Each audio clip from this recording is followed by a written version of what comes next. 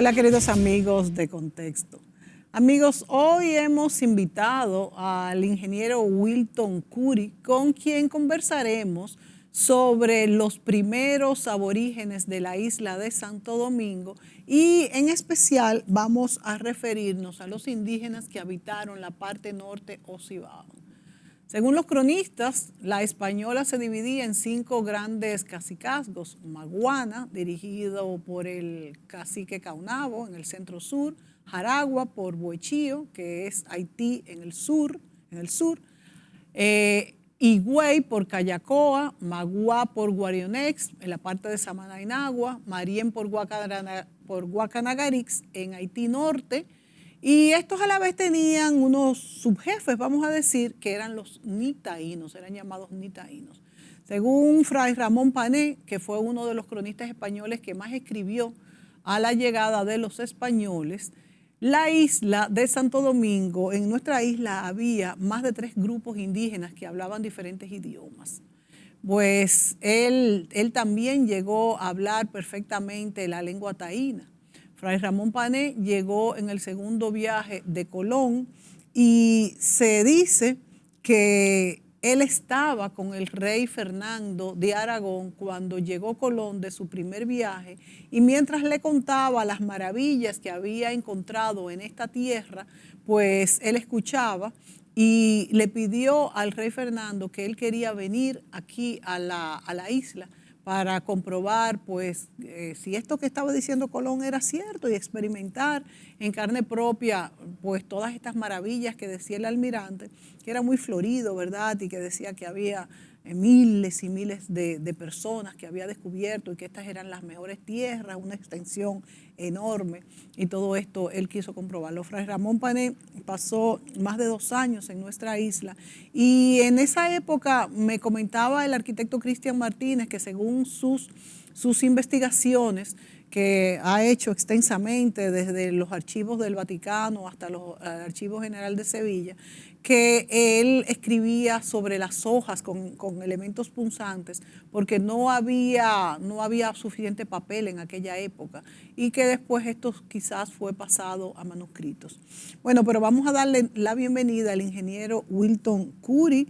Wilton es ingeniero geólogo de minas y también es arqueólogo. Él nos ha contado, por ejemplo, algo que no sabía, que es que en el Cupey, en la loma de Cupey de Puerto Plata, existe una sala etnográfica donde hay restos muy interesantes que ha compilado el señor Darío Franco. Bienvenido, Wilton, santiaguero desde chiquito. Buenos días, gracias, sí, así es.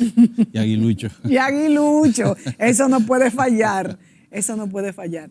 Bueno, Wilton también nos ha pedido algunas imágenes que vamos a pedir que cuando sea posible las vayan pasando, las 3 primeras.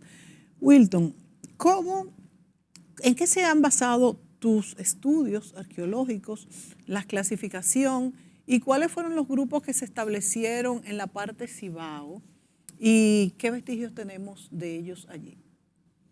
Bueno, en primer lugar, como tú bien decías, estaba dividido en 5 cacicazgos supuestamente, aunque hay cronistas que hablan de más, que hay que hablar de más de 15 cacicazgos. Lo que sí es una realidad es que hay lo que podríamos llamar barreras geográficas, ríos, montañas, exacto, que podría hacer una especie de división con respecto de un área a otra, y eso podría llevar a que entonces haya ciertas diferencias.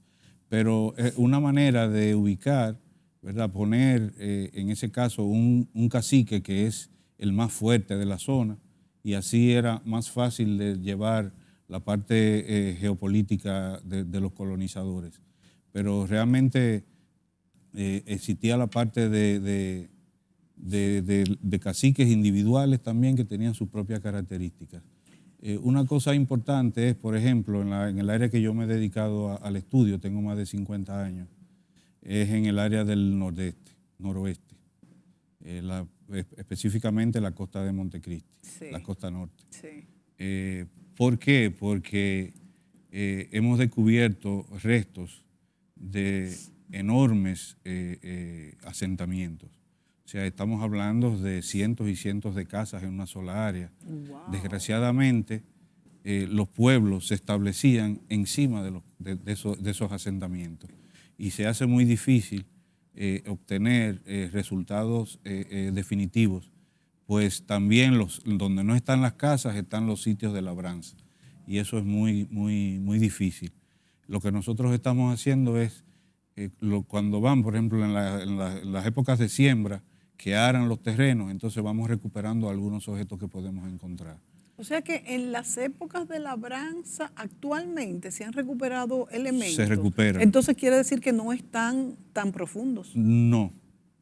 Realmente lo que la mayoría de ellos han hecho, que los montículos, que eran prácticamente las ruinas de las casas, de las chozas, sí. Le pasan equipos para nivelar el terreno, sí. Y eso ha causado un daño bastante grande.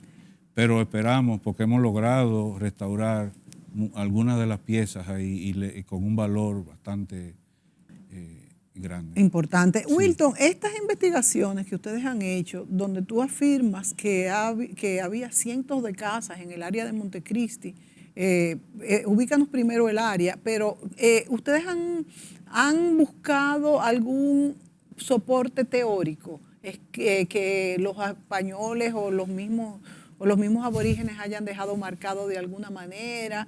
¿Y qué más, además de estos cimientos en los que se construían estas casas rudimentarias y qué forma tenían? Si era el clásico bohío. Háblame un poquito más del tipo de construcción y en qué se basan ustedes para poder decir que sí, que había cientos de casas en este lugar. Sí, realmente los montículos, los restos, pero eso estamos hablando de asentamientos en un solo sitio. Porque el mismo Colón, cuando venía, como venía de Cuba, recuerda que llegó a la isla de Guananí, que bautizó San Salvador, de ahí fue a Cuba, la bautizó Juana, entonces entró por el área de Haití, y es en Cabo Haitiano, que también habían grandes asentamientos porque eso era parte de la isla. O sea, nosotros éramos una sola isla indígena antes de la llegada de los españoles, y estaba dominada por esos caciques que antes mencionaba. Entonces, la política de la colonización es que hace que se divida en dos repúblicas, pero realmente en ese tiempo era una sola y habían unos intercambios entre una y otra. Por ejemplo, en Cabo Haitiano había un gran asentamiento, igual que en la zona ahí de la costa de Montecristi. Toda la costa norte. Colón, cuando llega, escribe en las crónicas que le llamó la atención el hecho de que veía las montañas encendidas, como si eran montañas de fuego, porque eran tantos los asentamientos que de noche se veían las hogueras que ellos hacían, y entonces desde el mar, como está elevado, se veían montañas de fuego, como él la describe. Wow. Eso es por la gran cantidad de asentamientos que había, porque ellos se ubicaban en la parte de las lomas encima, en llanos que existen en las lomas, porque esa área es de montañas y valles. Y en ese tiempo había una gran abundancia de agua que les favorecía para crear grandes sembradíos de lo que ellos podían consumir. Recordemos que la agricultura es la base de la civilización. O sea, las civilizaciones se desarrollan en el sentido de la agricultura. ¿Pero tú crees que ellos tenían agricultura? Porque sí, hay dudas sobre esto, de que ellos estaban viviendo en un paleolítico inferior. Hay otros que dicen que sí llegaron a tener sembradíos y que ya eran sedentarios. ¿Cuál es tu...? Sí, ellos eran sedentarios, pero tenían la ventaja de tener el mar cerca. Sí. Entonces ellos podían ir al mar, abastecerse de proteínas, como son todos los mariscos, pescados, tenían el manatí, hemos encontrado muchos huesos de manatí, objetos que ellos hacían también en manatí. Eso influye mucho en que también no tuvieran que tener el sembradío, pero tenían el casabe ya.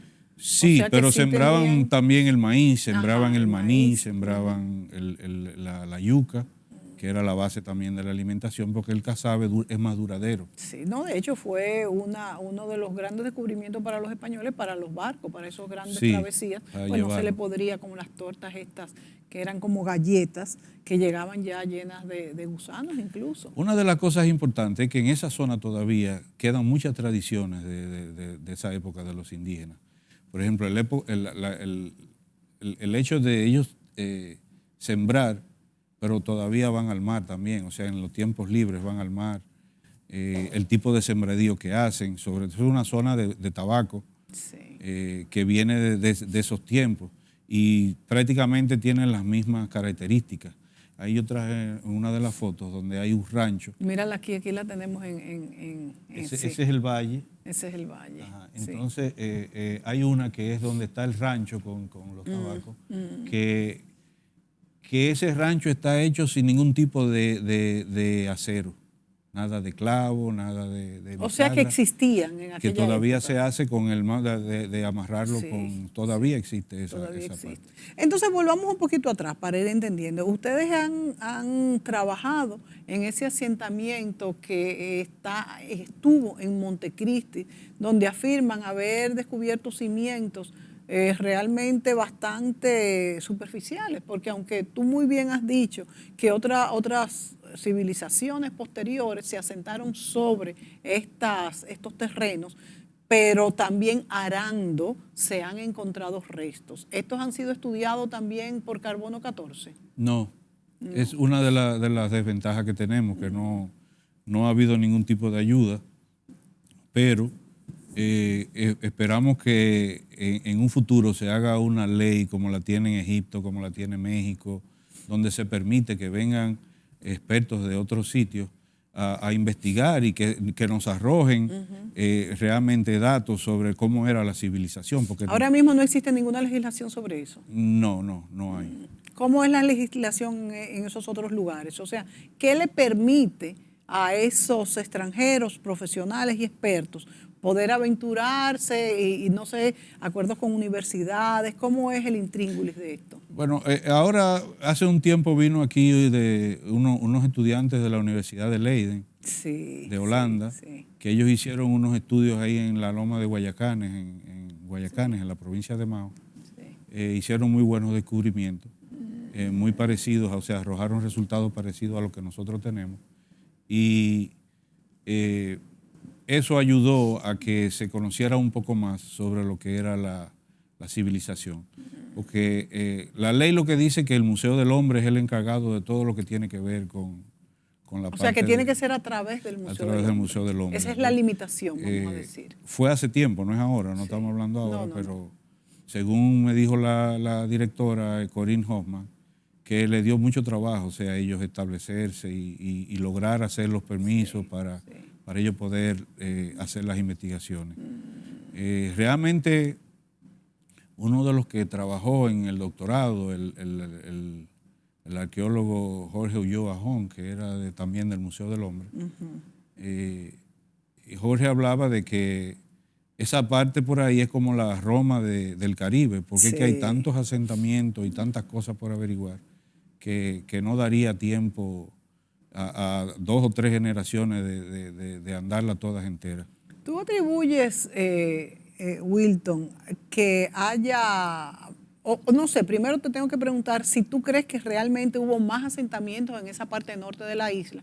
Y si es que sí, si tú lo atribuyes por las rutas que seguían los indígenas yendo hacia, por ejemplo, hacia Cuba, aunque se supone que ellos vinieron de Venezuela por el arco de islas que hay ahí. Sí, probablemente, pero también nosotros creemos que hay, y yo particularmente creo que hay una relación, y hay varios arqueólogos también, incluso los cubanos, de que hay una relación con Centroamérica y México, porque ellos tenían, por ejemplo, nuestros indígenas lo que tenían eran canoas, pero los cronistas han hablado de canoas que han visto hasta 30, 40 personas en una sola canoa.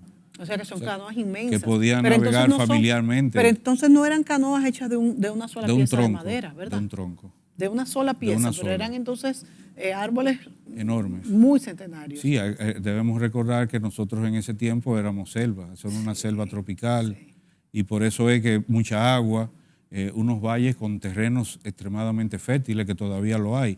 Desgraciadamente, ahora lo que hay es mucha sequía, porque de Puerto Plata hacia Montecristi todo ha sido deforestado para la ganadería, para el mismo uso de la madera. Entonces ya ha cambiado la forma de incluso hasta de llover. Sí. Pero en ese tiempo era mucha agua. Todavía, una de las cosas que nosotros, que hemos visto, por dónde corría el agua, también están los nombres de las comunidades. Por ejemplo, el manantial, las agüitas, las canas, Actual. la tina. Actual, Sí, actual. que hacen alusión al agua. Agua de la Palma, agua de Luis, o sea que realmente tiene que ver mucho con las aguas. Mi abuela, que es oriunda de ahí, que fue la que me motivó a que yo de esa hiciera parte de estas Montecristi. Sí, ella es de la costa. Sí.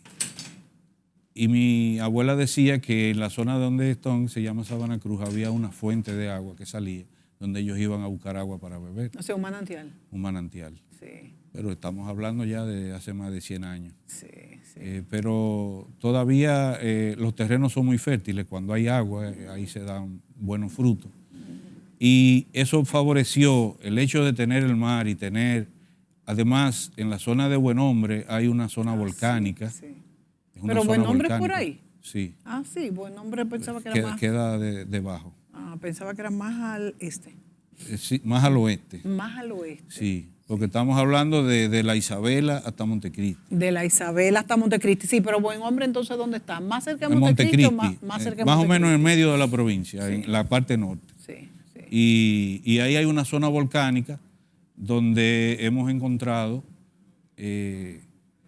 producción de unas jadeitas verdes. ¿Cuál es la jadeíta? La jadeíta es el jade, Ajá, pero sí. que no es el jade original, sino Que no que es tiene tan variaciones. Normalmente la nefrita, que es un tipo diferente de cuarzo, pero de color verde, se le da ese nombre. La amazonita también, que es verde. ¿Y ustedes lo han encontrado? Lo hemos encontrado, la fuente donde estaba. Hemos encontrado, de hecho, hay una foto de esas ahí, donde se ven las piezas que ellos hacían en collares. Conserva el verdor, la jadeíta, que Entonces, en Centroamérica es muy común. Sí, y eso hace que realmente, como han aparecido en otros sitios más alejados, porque por ejemplo en Pero entonces Río San había Juan, una mina, había minas. hay una mina. Hay Sí, una mina. hay una mina. No es muy grande, pero Y ellos llegaron a trabajarla. la trabajaron. Muy interesante. Y ustedes han encontrado Y piezas. no solo de la jadeíta. trabajaron porque se han aparecido piezas en lo que es el área de Haití, lo que es el área de Cuba, en el área de las Bahamas. O sea que la transportaban y la comerciaban. Sí. Y las usaban. También estaba el hecho de las fuentes del barro. Sí. El barro, porque por ejemplo en las islas no hay el tipo de barro, tampoco en Haití, porque Haití es una zona montañosa volcánica. Lo que estamos hablando, que todavía estamos en la cordillera septentrional, que es caliza prácticamente. O sea que por ese tipo de barro ustedes pueden saber de dónde es Por el originaria barro, la por ejemplo, pieza. hay un arqueólogo él es de Pensilvania, pero está estudiando en la isla de Turcas y Caicos. Y él me mandó unas fotos y me preguntó qué él pensaba. Y yo le mandé una foto que yo tenía mía, de una de las piezas que yo tenía, que era exactamente la misma. O sea, que más o menos decía, pero tiene que haber venido de por ahí, porque aquí no existe ese barro. Digo, por eso es que estoy... Por ejemplo, esta pieza, Wilton, que tenemos en pantalla, ¿la puedes ver? Ajá. Esta pieza... Esa pieza la puse porque realmente la mayoría de los arqueólogos y los estudiosos hablan de que había dos tipos de cultura en la isla, que eran los chicoides y los meyacoides. Entonces eso viene porque los meyac venían de la parte de Haití, donde fue que primero la estudiaron, y los chicoides de Boca Chica, donde encontraron los entierros de las tumbas ahí en la caleta. Entonces esa es una meyacoide. Esa es una meyacoide, pero es barro, ¿verdad? Es de barro, sí. Es barro. Mira esta otra aquí arriba. Esa es chicoide. Esta es chicoide. Esa es chicoide. Pero mira que está perfectamente delineada, ¿eh? Sí. O sea que eran unos artesanos muy buenos. Hay unas piezas que son extremadamente hermosas. Había una gran ¿Y esta estuvo así definición. conservada o está? Sí. ¿Esta pieza se encontró dónde? Esa pieza es de la zona de Copey. Wow, fantástica pieza. ¿Estaba profunda, estaba superficial? No estaba muy profunda, no. Eso estaba entre las cenizas Cuando ellos limpiaron, quedaron las cenizas al descubierto y ahí se buscó y aparecieron. Es muy difícil encontrar por todo lo que, pero a veces aparecen. Cuando aparecen estas piezas, generalmente los que lo encuentran las enseñan, lo dicen, lo venden, lo donan. ¿Qué pasa si un campesino lo encuentra, si el dueño del terreno, cómo es ese proceso? Es que esa es una zona de extrema pobreza. Por eso. Entonces, cuando muchos de ellos encuentran las piezas, tratan de ganarse algunos pesos y lo que hacen es que la ofertan, la venden. Hay muchas que yo las he logrado conseguir, pero hay otras que no. Lo malo de eso es cuando vienen extranjeros y la compran. Exactamente. Que se la llevan y ya nosotros perdemos ese valor. No solamente conocimiento, sino también el valor cultural, artístico y de identidad. Claro, claro. Porque una de las cosas que nosotros debemos de estar fomentando ahora mismo es eso, por nuestra identidad. Por supuesto, ¿no? Y por ejemplo, la belleza de una pieza como esta, saber que perteneció a nuestros antepasados, que ya de hecho se ve que no eran personas tan rudimentarias como muchas veces se dice, porque también hay que redimir un poco al indígena isleño de la isla, de la Española, de Haití, de Bohío, de como se le quiera llamar, porque tenían una estructuración social ya había una estructuración social. Y fíjate que tú hablas de más de 100 casas en el área de Montecristi. No, y de hecho ahí en algunas de las fotos se van a ver donde hay calzadas de piedra, los pisos de piedra también. Entonces, ¿tú calificarías de que ya podríamos haber estado en un neolítico inicial? No teníamos inicial, nosotros ya estábamos en una etapa, porque realmente se utilizan los recursos que uno tiene alrededor. Nosotros no tenemos metales. No, es verdad. Entonces ellos no es que no lo descubrieron. Usaban por ejemplo, usaban el oro que hacían los guaníes y se han encontrado en la zona, se han encontrado restos de ellos. ¿Cuáles son los guaníes? Los guaníes son el oro que se hacía lámina y ellos lo usaban para decoraciones de los semíes y los dujos. Sí. O sea, es cuando lo ponían en los ojos, en las orejas. En planchitas. En planchitas. Y se han encontrado restos, muy pocos, pero han aparecido. Pero... ¿Qué valor le daban ellos al oro? Porque no lo trabajaban mucho. No, para ellos no era, sencillamente era algo bonito, porque si hay una cosa muy importante que hemos descubierto es que el indio era, como podíamos decir, que era vanidoso. O sea, tanto las indias como él les gustaba andar pintados, les gustaba andar decorados, con collares, con plumas, se deformaban la cabeza para verse de otra manera. O sea, entonces hemos encontrado, aparte de que esas piezas de collar y amuletos de nefrita y de jadeíta, también la hemos encontrado en cuarzo rosado, que es una piedra preciosa, en ámbar. Hemos encontrado piezas de ámbar, o sea que desde ese tiempo ya aquí se conocía lo que era el ámbar. Y el indio, como tú dices, se decoraba. Wilton, vámonos a la pausa. Me gustaría también entrar en el tema de los diferentes grupos de aborígenes que teníamos en la isla y cómo se diferenciaban. Como decía en la introducción, pues ya los cronistas hablaron de esto y de hecho, como decía Fray Ramón Panay y muchos otros, decían que no se podían comunicar con todos porque no era el mismo idioma. Y también esto fue utilizado por los conquistadores aquí en nuestra isla y mucho más, por ejemplo, ya en tierra firme, en México, por ejemplo, donde los indígenas tenían grupos en conflictos de intereses. Bueno, el conflicto de interés nace en cualquier grupo humano y algunos se aliaban con los españoles y le daban la espalda quizás al otro grupo que tenían al lado. Vamos a hablar también sobre ese tema, así que volvemos de inmediato.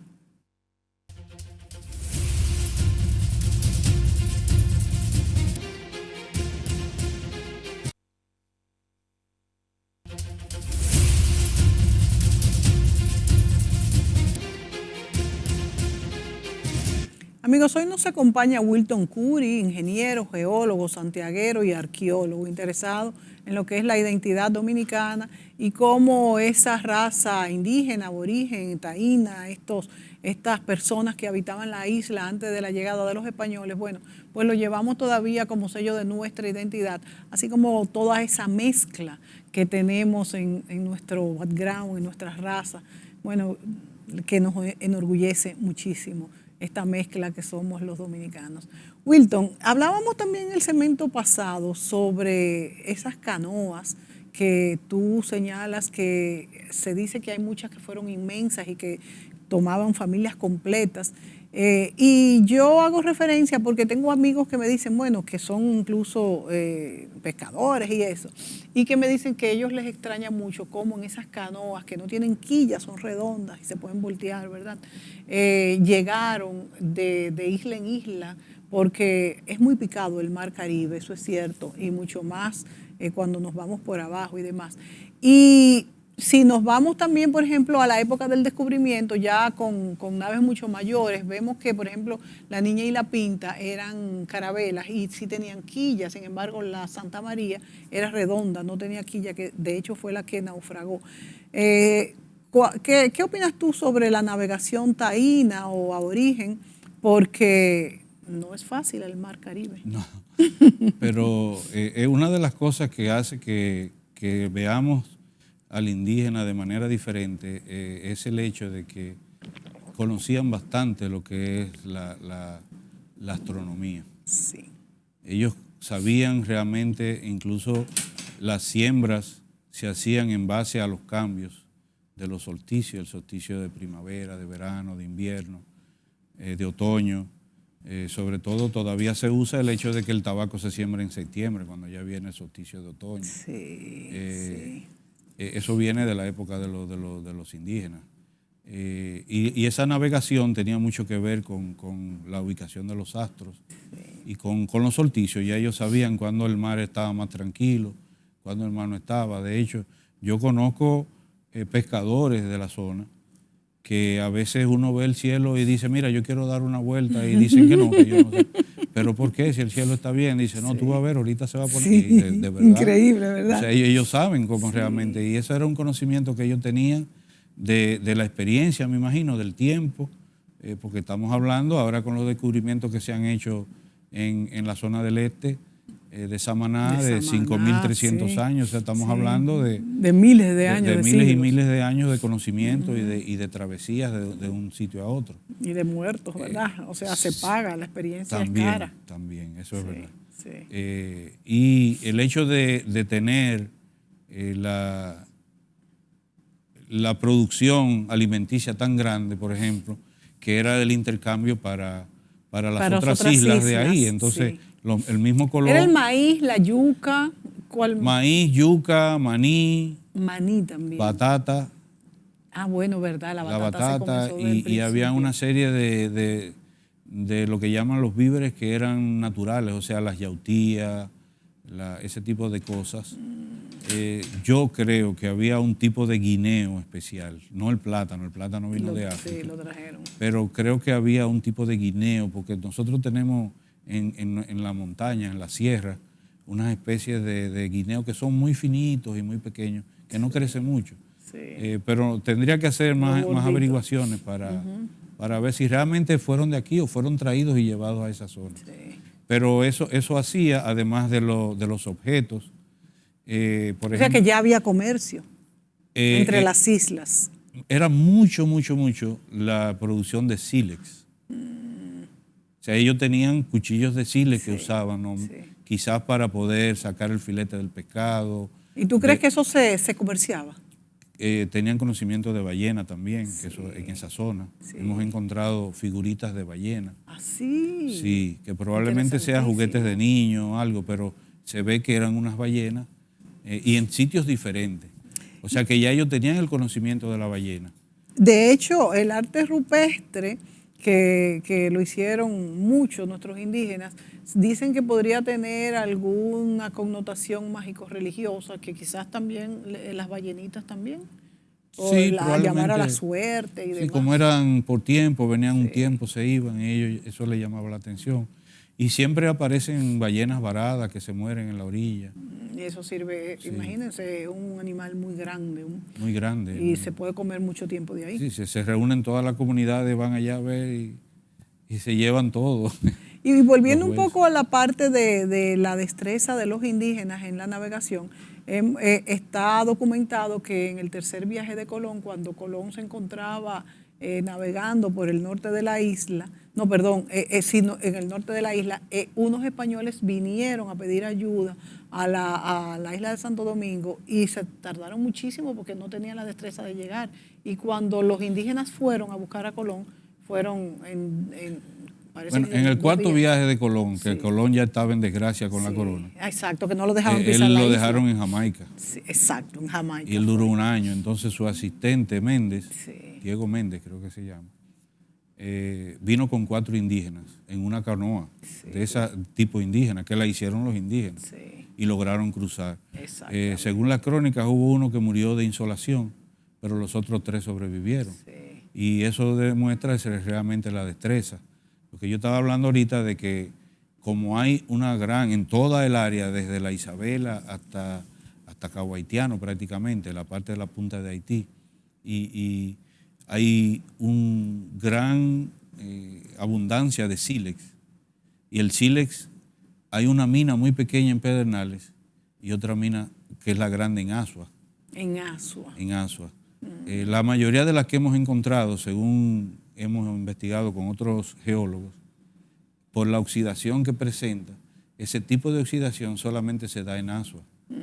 Entonces, para que de Asua llegue a la costa norte de Montecristi, cruzando las montañas es muy tedioso, muy peligroso y muy duradero. O sea que muy posiblemente se hacía por la costa. Se haya hecho por la costa, iban de asentamiento en asentamiento, lo que había una relación de ellos, que no es como dicen que había como problemas de peleas y cosas así. Porque hay algunos que afirman que sí, que eran tribus Lo que contrarias. se habla es que venían los caribes, pero que los caribes no eran belicosos, porque se dice que eran muy guerreros. Que todavía no se han encontrado, no hay pruebas de que hayan existido, en la isla no hay prueba de que hubiese caribes de seguro. Entonces, ¿cuáles eran los distintos grupos? Porque sí se hablaban idiomas distintos. Podrían ser dialectos. Pero ellos se entendían. Y una de las cosas que uno ve es, por ejemplo, que en lo básico, las hachas, las mariposoides, las petaloides, los objetos rituales o lo que son todos iguales. O sea que había comunicación. O sea que había así una relación de ellos. Incluso, o sea que pudo haber sido dialectos que se formaron con el tiempo. Puede ser. Y lugares, o sea, por los lugares. Como nosotros, el cibaeño habla de una manera, el sureño habla de otra. Pero no necesariamente que fueron diferentes razas. No. Diferentes. No. Pero sí habían. ¿Tú crees que todos eran taínos, los que estaban aquí? Probablemente sí. Sí, porque no hemos encontrado más de otra cosa. Una cosa que favoreció fue el hecho de que, aunque fue mala por un lado, pero buena por otro para esa zona, fue las devastaciones de Osorio. Cuando Osorio desaloja todo lo que era ¿Y en qué fue bueno? Porque solamente se llevó el gobierno, los españoles. Sí. Entonces se quedaron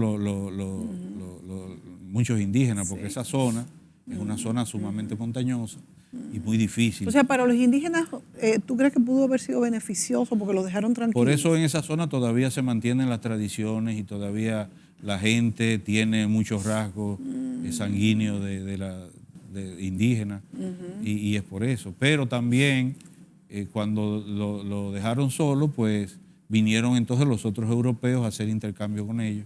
Y también hubo mezclas. Claro, ¿no? Y ahí se aprovecharon y llegaron los franceses, los ingleses. Pero no había pensado eso que tú mencionas, que también lo dejaron tranquilos a los indígenas. Eso suena lógico. No lo dejaron tranquilos, sino que ellos aprovecharon la geología, la forma de las montañas, los valles. Y se escondieron, y ellos lo exacto. conocían. Claro, pues se supone que se devastaron para que se fuera todo el mundo, pero al devastarse y ellos ver que ya no iban a volver los españoles, pues pudieron guarecerse en ese lugar. Se escondían porque hay zonas cuando lo van a buscar por un lado aparecen por el otro. Sí. O sea, De hecho, fácil. hay mucha gente que dice que si Santo Domingo, este tercer asentamiento que fue Santo Domingo, donde hoy estamos, hoy la ciudad capital, hubiese estado en el norte, pues no hubiera habido necesidad de hacer las devastaciones y la isla hubiera caído en menos abandono que lo que cayó durante la segunda mitad del siglo XVI. Vámonos a la pausa, Wilton. Volvemos de inmediato.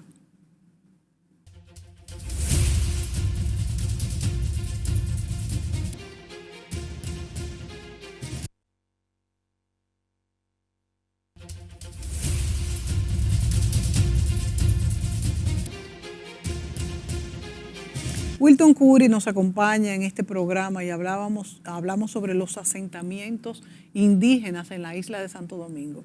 Wilton, ¿dónde crees tú que había mayor población, según los vestigios y las crónicas también de los españoles en la isla? ¿Dónde había mayores asentamientos? Sí, nosotros nos hemos concentrado en el área de la costa norte, pero si nos vamos al Valle del Cibao, todo el valle estaba también lleno.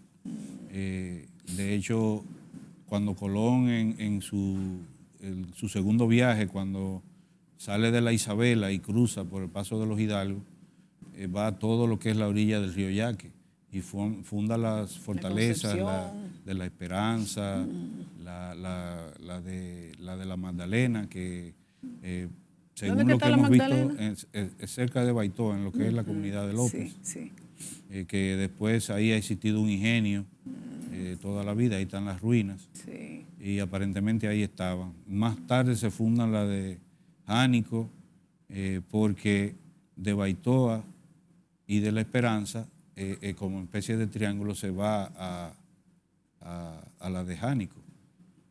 Y todo eso tiene que ver que fundaban esa fortaleza cerca de las comunidades indígenas que estaban. Que también había mano ahí en de López obra. Existió una comunidad grande, según don Agustín Picharro, que era un cronista de santiaguero, que es el papá de todos los picharros de allá. Ah, sí. Don Agustín, que nos reuníamos en el archivo histórico de Santiago, y él decía que él se recordaba cuando era un niño de que unas famosas cuevas en López que hicieron grandes descubrimientos y que eso, como no se hacía ningún registro, él no sabía dónde estaban esas piezas, pero aparentemente deben estar en algunos de los museos, en algunas colecciones privadas. Pero dice que eran piezas muy valiosas y muy importantes. Y los estudios que hicieron de la Universidad de Leiden arrojó que ahí habían unos asentamientos que eran chicoides. O sea que realmente todo lo que es el área del Cibao, después viene la Concepción, en fecha supuestamente es antes que Santiago, que la de Baitoa. Sí. O sea que Santiago Viejo. Pero aparentemente es por un problema de fechas, de que a Santiago se le concedió el pergamino como ciudad, la cédula, en 1495. O sea, que tú crees que Santiago realmente fue primero. No, tuvieron más, yo creo que fue en el mismo tiempo, que salieron grupos, que salieron con Colón y se establecieron. Por ejemplo, un grupo se estableció en Santiago, a esos 30 caballeros se les dio esa parte para que la administrara y formara la ciudad, y la fortaleza de La Vega. Santiago tiene la característica de que es la única que no es ciudad-fortaleza. Es una ciudad que lo que tiene las ruinas, ahí vemos en la foto, lo que dicen que era no, tampoco una iglesia, sino un monasterio, pero del lado atrás, que la gente no visita, es que están las calles con los montículos de las casas, y se ven una cuadrícula perfecta, o sea que realmente establecieron una casa, lo que no hay ruinas de fortaleza. Estas fortalezas y estos asentamientos que se fueron creando, ya bajando, internándose a la isla, y que desembocaron en lo que fue la formación de la Nueva Isabela y luego la ciudad de Santo Domingo, aquí también eran, bueno, obviamente establecimientos, colonizaciones, pero también en busca de oro, y se dice que el oro que se encontraba superficial en Jaina los atrajo mucho. Sí. Ellos anduvieron toda la isla, incluso fundaron en Azua también, en Barahona. Sí. Bueno, fíjate, pero la de Barahona fueron posteriores. Sí, fueron después. Porque verdad que hubo como una directriz. Después de Santo Domingo, incluso Higüey también, porque entonces ahí vinieron las reparticiones, de Osorio, se fundaron los ingenios. Sí. Y ya ahí sí se colonizó la isla completa. Pero entonces podríamos decir que fue un eje desde la Isabela hasta lo que es Santo Domingo y ya luego sí se extendió hacia el oeste y el este. Exactamente. Y con los ingenios y demás. Sí. Más o menos esa es la... Vamos a decir la dirección. Aquí tenemos en pantalla algunas otras piezas. Estas son de sílex, ¿verdad? Esa es la de sílex. Sí. Esta es la de sílex. Ese sílex es de Asua. Este es el sílex de Asua que tiene un oxidamiento distinto al... Ese es rojo que se ve. Ese es rojo, sí. O sea que químicamente es distinto al que se puede encontrar en Montecristi. No, solamente hay en Asua. ¿Y no hay uno del lado de Haití? Y en Pedernales. Y en del lado de Haití no hay sílex. No hay. Solo Pedernales. O sea, Pedernales y Haití, pero es muy pequeña y aparentemente tiene sus rasgos característicos. Sí. Porque esta que hemos visto, que se le enseñamos al geólogo que nos dijo que son características propias de Asua.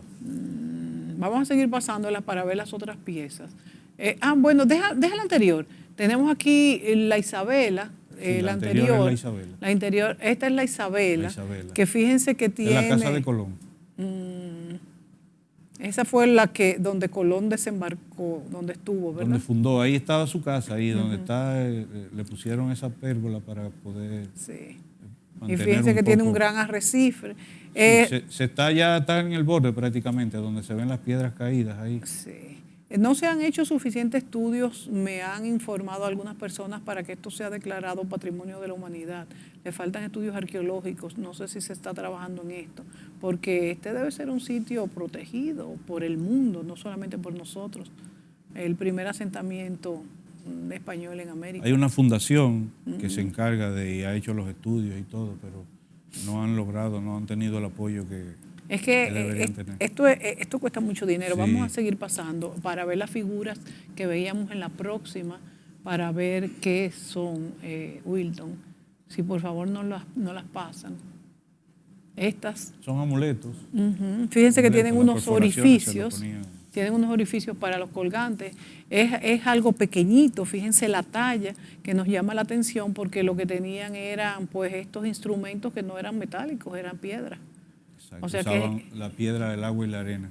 Exactamente, para tallarlo. Pero miren, para hacer estos ojos y todo. Esto es muy interesante porque ese es un majador con forma de cacique, como yo le digo. Ese apareció allá en la zona donde hay mucha vivienda. Y es una tonalita, que es una piedra granítica. Pero eso solamente aparece en la cordillera central. O sea que ellos se desplazaban en línea recta, que ya tenemos los caminos por donde ellos iban a conseguir esos materiales. Hay unos 28 o 30 kilómetros. Y miren como un majador tener esta decoración que ustedes le llaman el cacique quizás por la forma de la exacto, y por lo impactante quizás que son hasta los rasgos. Es muy curioso cómo ellos decoraban un instrumento que realmente es de uso diario. Pueden seguir pasando las láminas. Hay en forma de búho. En cuanto a la composición geológica, bueno, vamos a hablar de esta, la anterior, que no hemos hablado de la anterior. Este paisaje, ¿dónde es esto? Que me parece tan interesante, Wilton. Esa es la ruina de Santiago. ¿De qué época? Pero esto es español. Fue ¿de qué época? Una especie de restauración que hizo el arquitecto puertorriqueño. Pero fíjate que tiene rasgos árabes. Sí, porque es que la influencia española, la influencia árabe en España todavía se mantiene, sobre todo en la comida, en el habla. Sí. ¿De qué época es esta? Eso fue el arquitecto él se estableció en Santiago. Bien arabesco, ¿eh? Esto tiene que haber sido bastante posterior. Onofre de Lora. Onofre de Lora, sí. Wilton, hay quien dice que no es una restauración completa, que no debió es posible que haya sido bastante alterada, porque yo no he visto ese estilo. No he visto ese estilo. Para mí que ahí hay mucho extra. En cuanto a la composición geológica del territorio nuestro, Wilton, ¿qué podemos encontrar mayormente en cuanto a eso, a geología, hablando de geología. Sí, lo que tenemos que ver es que nuestra isla es muy joven, es una isla joven, sobre todo en la parte norte lo que tenemos son muchas rocas sedimentarias y calizas, lutitas, y dos partes volcánicas, que es la de Río San Juan y la de Buen Hombre. Aunque hay en algunos sitios, aparecen algunas zonas donde podía haber una especie de agua mineralizada que impregnaba la roca con algunos mineralitos de hierro y cobre. Pero realmente eso es todo lo que hay ahí. La cordillera central, que ya viene con una diversidad grande, porque hay roca caliza, hay ígneas, hay volcánicas, hay combinaciones, tiene una gran mineralización, que ahí que tenemos la parte del oro, en la zona de todo lo que es la cordillera, desde La Vega hasta Dajabón prácticamente. Y cruza Haití, porque el primer sitio que Colón encontró oro fue en Cabo Haitiano. ¿Y qué tan cierto es que hay una veta, una mina de oro bien grande que comienza en Montecristi y sigue y se extiende hacia Haití? Dajabón, en Lome Cabrera, y sigue hacia Haití. ¿Y realmente es grande? Sí, sí. Porque es la misma composición. La cordillera central viene prácticamente de entre la capital y San Cristóbal, que ahí que están las famosas minas de San Cristóbal. Sí. Y entonces cruza todo el centro de la isla, y cuando penetra Haití, entonces va hacia el norte y muere en el Atlántico. ¿Y qué certeza tenemos nosotros? ¿Se ha investigado esto de que ahí hay una cantidad importante de oro? No hemos investigado, o sea, en términos Porque científicos. hay muchas elucubraciones de que incluso ha habido en Haití que se quieren apropiar de ellos, algunos grupos extranjeros. Esa teoría de la conspiración. Lo que sí yo sé a ciencia cierta de que en Haití se lava oro. La zona de Cabo Haitiano. Así todavía. Lo que es Limbé. Se lava oro, o sea que es súper sí, oficial. Sí, sí. Limbé du Nord, se llama Limbé del Norte. Pero, esa zona ahí, porque hay un haitiano que trabaja allá en la zona, que él trabaja con un tío mío, y él siempre va, y él me trajo incluso mineralización, no oro, no, pero mineralización sí. Y me dice que su familia lava oro. Y qué raro que eso esté ahí todavía. Sí, porque bueno, nosotros tenemos todo el área de San José Las Matas hasta Santiago Rodríguez, que todavía se está lavando. Sí. Sí. Bueno, me extraña que todavía eso hay gente lavando oro ahí todavía. Wilton, ¿tu interés por todos estos vestigios ha nacido a partir de tus conocimientos geológicos? ¿O realmente existe un grupo en Santiago, en el norte, e incluso también aquí en Santo Domingo, interesado en rescatar todo este patrimonio cultural? Y me refiero a un grupo numeroso, porque claro que hay personas interesadas, pero ¿hasta qué punto la ciudadanía en general ha comenzado a entender el valor de estos vestigios y de estos rasgos identitarios que se pueden derivar de cualquier hallazgo arqueológico? Sí, una cosa importante es el hecho de que la creación del Centro León en Santiago ayudó mucho al hecho de que nosotros nos llamaran como colaboradores y entonces unificara el grupo de personas que andábamos individualmente, cada quien por nuestro lado, que nosotros lográramos unificarnos y crear grupos de apoyo. Eso te iba a preguntar, que ¿a quién tú te refieres cuando dices nosotros? Entonces ustedes eran personas que andaban disgregadas y ahora mismo son un grupo. Sí, exacto. ¿Cómo? ¿Tiene algún nombre? Tenemos como decía, el de la Galería Etnográfica, Darío Franco. Está Edwin Espinal, el historiador. Sí. Una serie de personas también, otros coleccionistas que están, que tampoco tenían conocimiento, sencillamente ellos lo hacían porque entendían, le iban a vender una pieza y la compraban. Entonces, eso ahora están conociendo, estudiando, están teniendo más conocimiento, y también las personas en el área, en la zona de Montecristi, donde están las ruinas en Santiago y eso, que nosotros le vamos explicando y ya ellos van conociendo un poco de su identidad también. Bueno, eso me parece sumamente interesante. Ya se nos acaba el tiempo. Yo creo que estos programas, por eso debemos hacerlos, repetirlos y ir concientizando a los dominicanos de la importancia de descubrir este tipo de piezas arqueológicas que nos dan lo que es una parte importante de nuestra identidad, incluso nos sitúan en el hemisferio como lo que somos, el primer lugar donde llegaron los españoles, donde teníamos una comunidad importante de aborígenes, donde aportaron tanta cultura, tantos grupos distintos y han contribuido al crisol que hoy somos en la identidad de los que hoy nos llamamos los dominicanos. Muchas gracias a Wilton Curi por haber venido a este programa. Es un programa abierto. Vamos a ver si podemos hacer un programa con ese grupo de Santiago interesado en recoger todo este patrimonio cultural nuestro. Siempre a la orden. Gracias, Wilton. A ustedes, amigos, gracias por sintonizarnos y será hasta la próxima.